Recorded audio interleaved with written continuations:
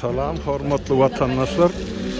Bugün 9 aprel 2022 yıl.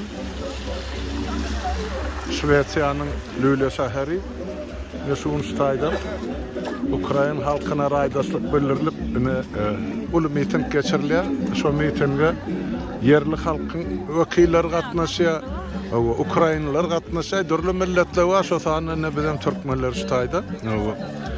Merse ştaýdan ortaýyk reportaj ugrutjak bolýan, şol bilmeňiz üçin bütün dünýä şuň kun Ukraina halky bilen.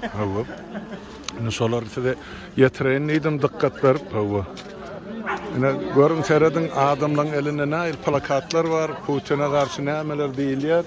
Ana ýazylgydyr, ýazby näçe we reportajna türkmenskam ýazyk ediläsi var.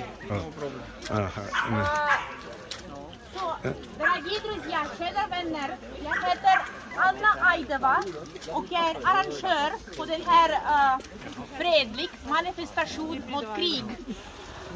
Jag är från Ryssland och jag vill att mina kompisar och alla ni som står här, tack för att ni har kommit, som står här i fint norrbottniskt väder, ska säga nej till kriget i Ukraina.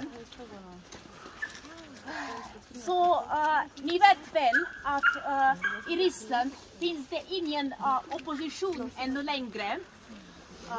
På sistone, sen kriget har börjat, har över 20 Şwed dilini gürleşýärler, men ştaýda kesen soňra size terjime edip beril. Şu gyzyň ady Anna özü ýemeden Orsiýetden, ýani Ukraina halkynyň arkasynda durmak üçin özüne raýdaşlygyny bildirip şu ýere gelipdir. Som bedömer kriget, den har ingen möjlighet eller inte vågar. Så, men idag, det var inte vanlig dag och vi Anna men şu ýerde oturýan, ville passa på chansen